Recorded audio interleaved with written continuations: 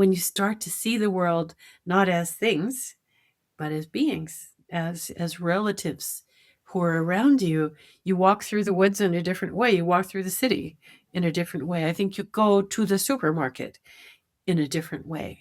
And so that change in perception is to me so exciting and can take us out of the sort of mechanistic worldview in in which we live.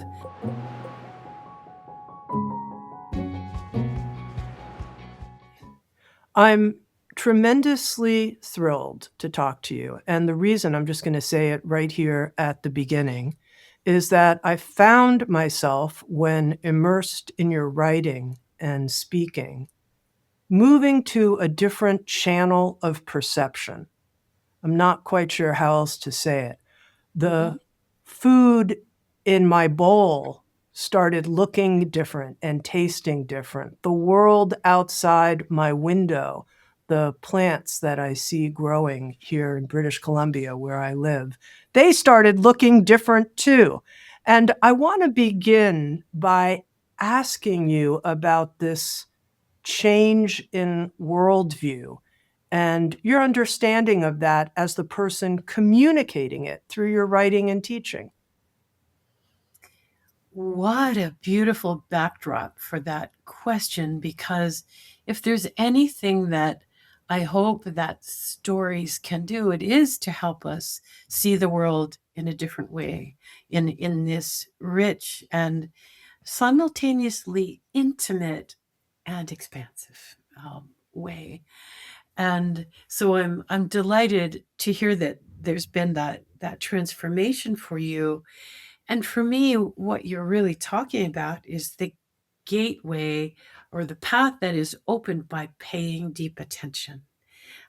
When you start to see the world not as things, but as beings, as relatives who are around you, you walk through the woods in a different way. You walk through the city in a different way. I think you go to the supermarket in a different way.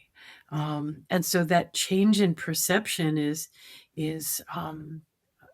to me so exciting and can take us out of the sort of mechanistic worldview in in which we live. Yeah, that dualism, the old dualism between matter and spirit, to me, I want to erase that and have them, dance together. Part of what I think you opened up for me that was fresh and that I want to give as a gift, if you will, to our listeners is this deep sense of gratitude for what the plant world is already giving to me that I haven't been in touch with. And you communicate that as someone bringing together Indigenous wisdom with science. And I think some of the teachings, I mean, I've heard, of course, for many years, as many people have, all of us are related, all my relations, and the interconnected web of life. But after reading your work and listening to you teach, I started feeling what I'm receiving all the time that I'm not aware of. And I wonder if you can speak to that. Yeah.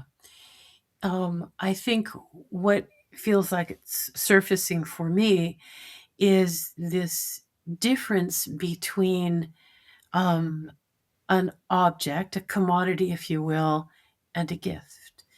Um, because a commodity is really just a thing, it's an object. But when we move to the notion that the food that we eat, the air that we breathe, that wonderful drink of cold water, is a gift from Shkaakmiikwe, from Mother Earth.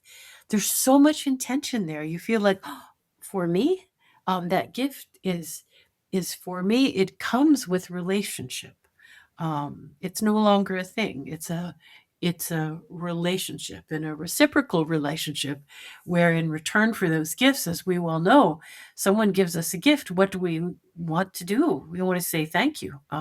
We are moved to gratitude, and the kind of gratitude that we're talking about is not, just sort of a polite thank you, isn't it? That doesn't really change you. That's just convention, but the kind of deep gratitude, which I think of as existential gratitude, to know that without you, I would not be here. And that is, I think, an illuminating, enlivening kind of gratitude that makes you, I'm trying to think of whose word that is that I don't remember, but that it re-enchants the world.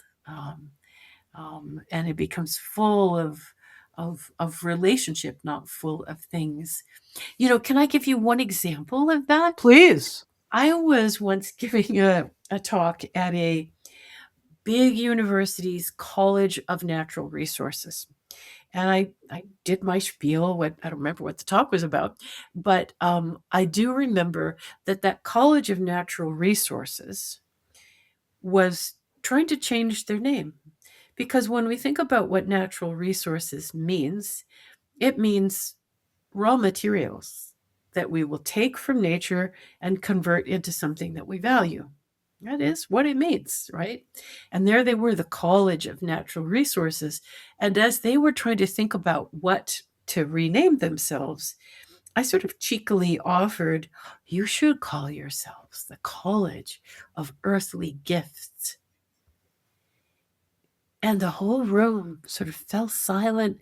And then there was like this exhalation, this sigh, and this look on people's face in the audience was like, oh, I want to work for the College of Earthly Gifts in a way that the College of Natural Resources doesn't call you.